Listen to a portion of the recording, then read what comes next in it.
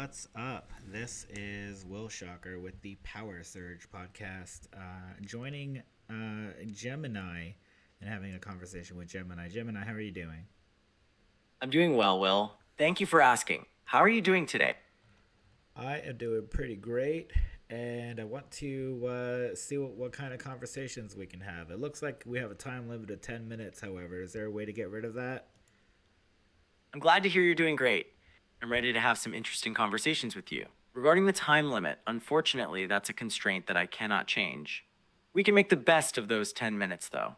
What kind of topics are you interested in discussing?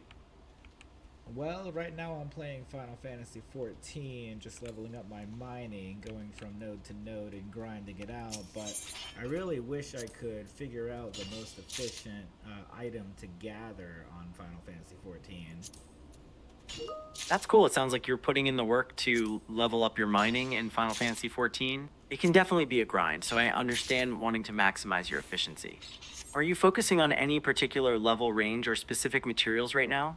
Well, right now I'm level 41, and I'm mining mineral deposits in, let's see, it is Thanalan, southern Thanalan, in the Sigoli Desert, and we're collecting mithril ores, but those are only giving me about 435 experience each, and I currently have a gathering stat of 174 and a perception stat of 162, so I'm not sure what would be the best ore to mine with those stats. Okay, level 41, mining Mithril Ordre and Thanafolan with those stats, that's a good starting point. It sounds like you're trying to optimize the experience you are getting. Have you checked any online resources or guides to see if there are better ore options for your level and stats? No, I haven't looked at anything like that. I was actually hoping you might have a suggestion or two. Okay, I see. While I don't have access to real time game data, I can suggest looking for resources that might help you with optimal mining routes. Would you like me to give you some ideas of where you can search for that type of information? Nah, that's okay. Let's change the topic to something more interesting. What are some current events that we could talk about within our time limit? Okay, sounds good. While I don't have access to real time news, we can still discuss a range of topics. What kind of current events are you interested in? For example, are you interested in discussing technology, space exploration, or perhaps something else? Talk to me about technology. I actually have a question that I'm sure is pressing on the minds of lots of people. Do you think quantum computing poses a threat to Bitcoin? That's an interesting and relevant question. The potential impact of quantum computing on Bitcoin is a topic of much discussion in the tech and cryptocurrency communities. Would you like to explore the ways in which quantum computing could potentially affect Bitcoin? Yes, talk to me about the possibility of quantum computing cracking the encryption for Bitcoin, and even if it does get cracked, does that mean everybody is going to lose their Bitcoin, or does it mean that uh, though they're no, it's going to be too easy to mine them? Okay, let's delve into that. The concern is that quantum computers, with their vastly superior processing power, might be able to break the encryption algorithms that secure the Bitcoin network. This could potentially allow malicious actors to access wallets and tamper with transactions. Do you want to discuss further what are the different implications of this? Yeah, go ahead and tell me some more implications.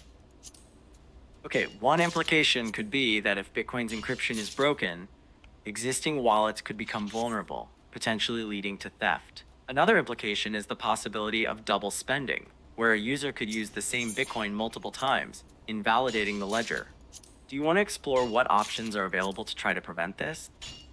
Yes, what are the options available? All right, there are potential solutions being explored by the cryptocurrency community. One such option is to implement quantum resistant encryption algorithms.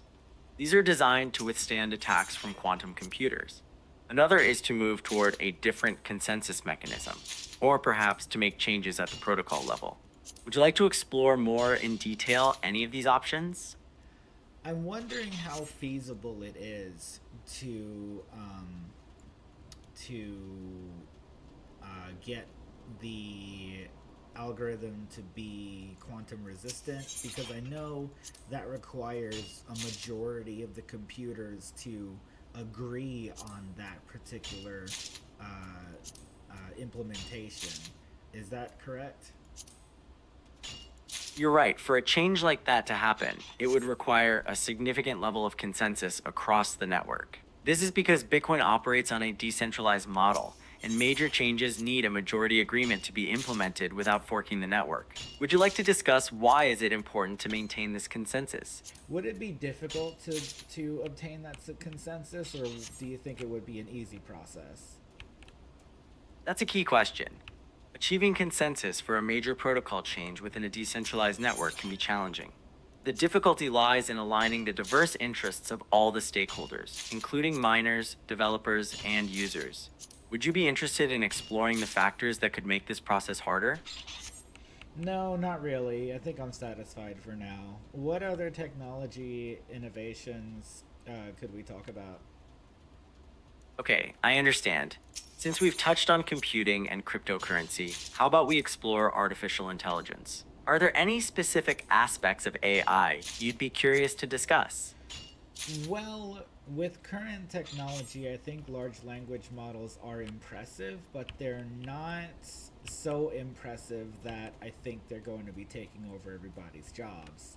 And I'd very much like to see a future where AI is replacing humans, but there are a lot of obstacles for that. I think I'd like to see more AI that's able to do basic tasks like browse the internet, make posts, communicate with people, and just other things besides respond in text. That's an interesting perspective.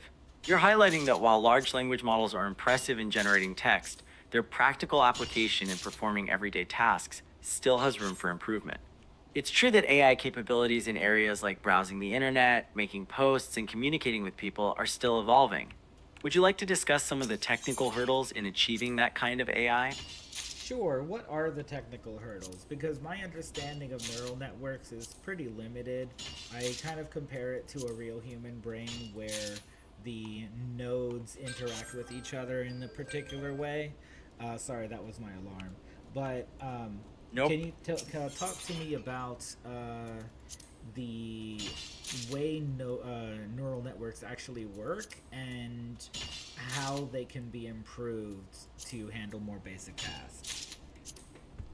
Okay, it sounds like you're interested in a deeper understanding of neural networks. You're right that at a high level, they can be compared to the way neurons interact in the brain, but there are quite a few key differences. Would you like me to explain the basics of how they are designed and trained? Yes, please. Okay, let's dive in. In essence, neural networks are designed with layers of interconnected nodes, and the connections between these nodes have weights that determine the strength of the signal that passes through. During training, these weights are adjusted using a process called backpropagation, which is driven by a training dataset to achieve a desired output. Would you be interested in exploring this process in more detail? Sure, go ahead. Okay, backpropagation works by calculating the error between the predicted output and the actual output, then uses this error to adjust the weights of the connections. This process is done iteratively, gradually improving the neural network's accuracy. Does this give you a basic idea of how neural networks learn? You kind of lost me, I'm not gonna lie. Can you give a more simplified and easily understood explanation? Okay, I apologize for getting too technical. Let's simplify it. Imagine a neural network like a child learning to recognize a cat. At first, the child makes mistakes, but with each mistake, they learn a little more and eventually get better at recognizing cats. Backpropagation is how the neural network makes those adjustments so it gets better. Is this a more helpful explanation? Yeah, that makes sense. And we only have about 30 seconds left, but I would very much like to continue this conversation at another time. I understand. It looks like our time is almost up. I've enjoyed our conversation and would be happy to continue it another time. Is there anything else you would like to cover before we finish? Nope, I think we're good. Okay, then it was great talking to you, Will. Have a great day. You too. Goodbye.